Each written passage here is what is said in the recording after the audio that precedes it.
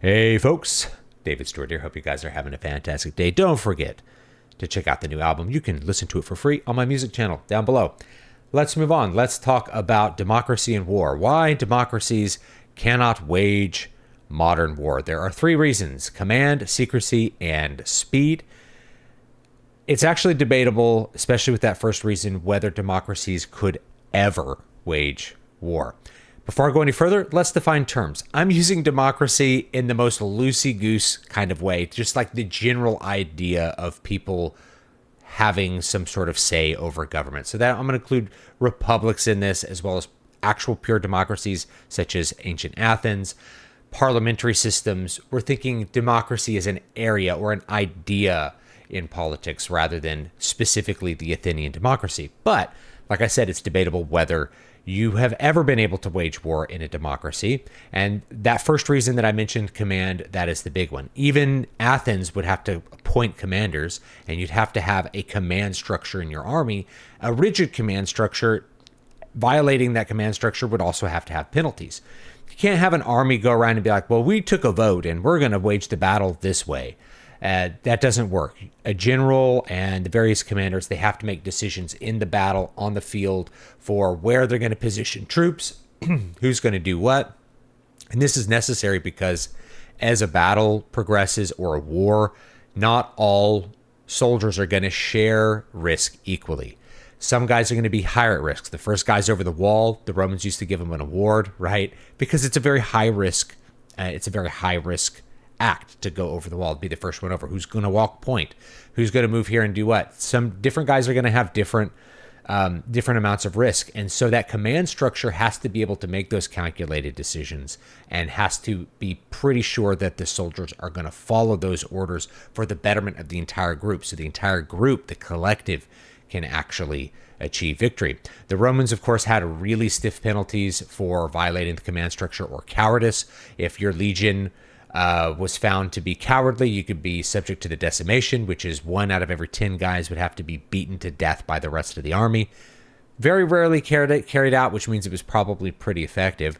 But, the Romans, they didn't engage in war in a republican sense. They would appoint consuls and proconsuls, and that is what took care of that command structure.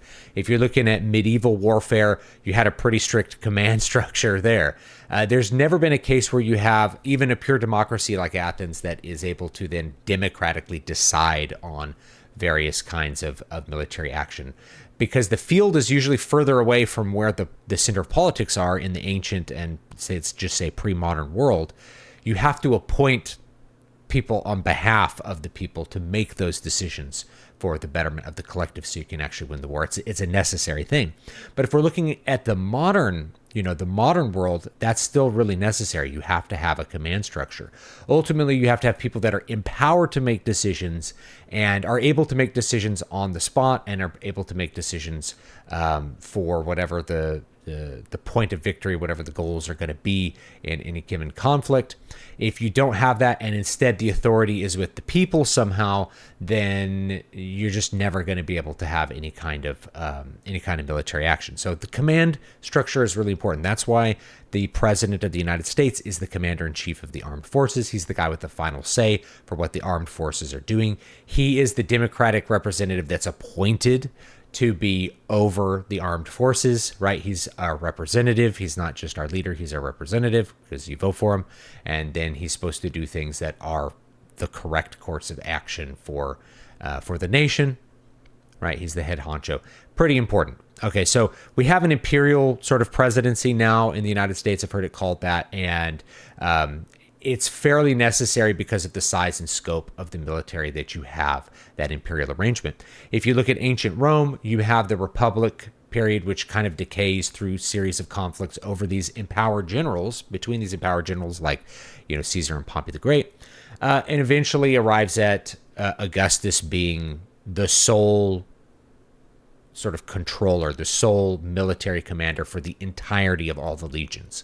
So the sole military commander, the guy who held all the military power and is going to be able to make the decisions for the entire empire, to defend it, to expand it, whatever needs to happen. That's what we arrived at, was the Principate.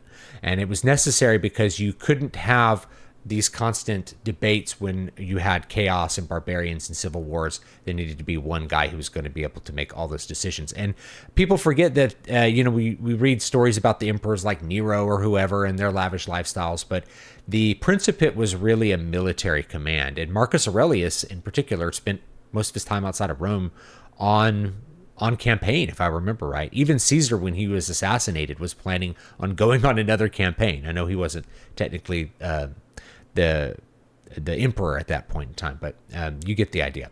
So the command part is really important. So when we're talking about modern warfare, though, secrecy is really important. Secrecy is a thing which, by its definition, needs to be limited to a very small number of people. Especially World War II and onward, espionage is a huge part of the war machine here in the United States, as I believe it is in every other nation on Earth, particularly rivals to the United States, such as Russia and China. Espionage from the Soviet Union is what allowed the Soviet Union to gain nuclear technology. Espionage is what allowed foreign governments to steal lots of different secrets and improve their military position.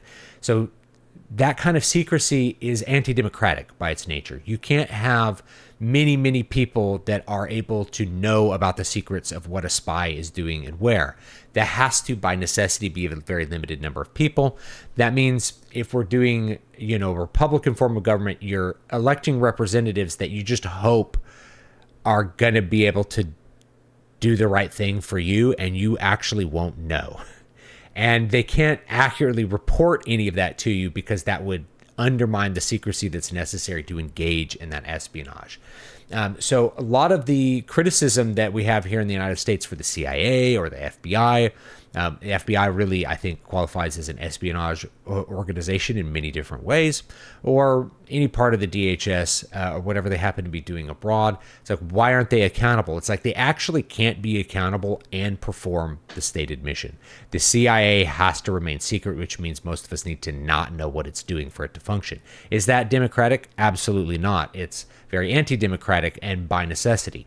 So if you were to get rid of the CIA, for instance, or all of your espionage apparatus, then you're losing a major weapon of war that you're going to be using to improve your war machine, maintain various kinds of secrecy, military secrets, be able to do counter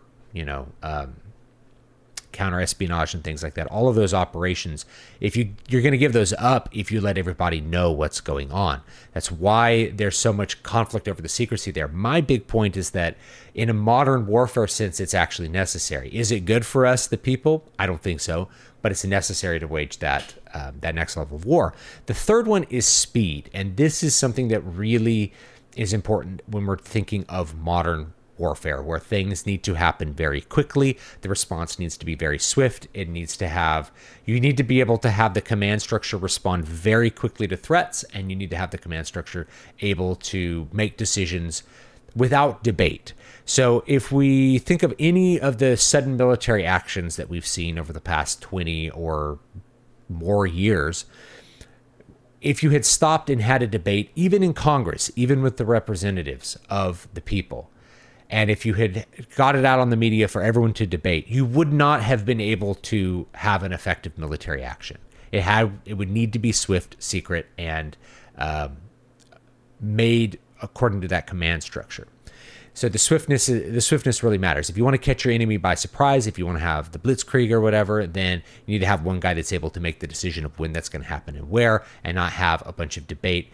If you have debate, you get rid of the secrecy. If you have debate, you get rid of the speed. If you have too much debate, it also gets rid of the command structure. And the whole point of having the debate would be really to get rid of the command structure. But you have to have those things in order to work. So modern warfare, you have to be able to respond to, say, what if there's a nuclear attack?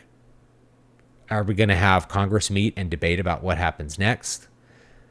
You don't have time for that, right? If there's something that happens and you have to respond within minutes in order to effectively counter the threat, you can't be debating it. So it's very anti-democratic.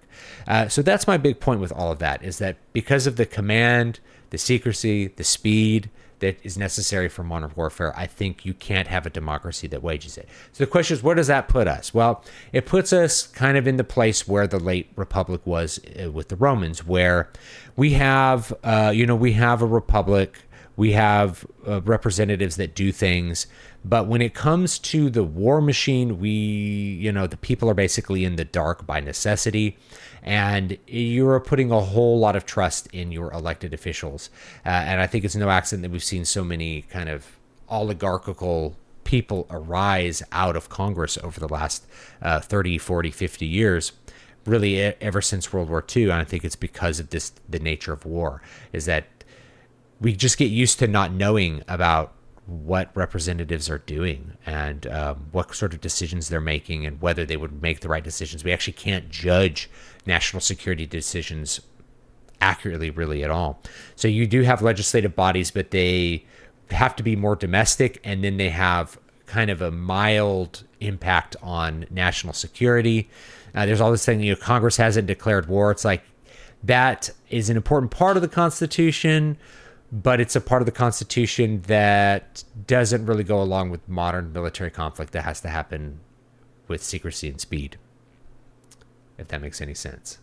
Modern stuff has to go against that by necessity, or you won't be able to be successful with your military action. And that's my point there. Just some food for thought. I'd love to have your opinions down below. Please keep it respectful and everything like that. And I will see you all next time. Have a great, great day.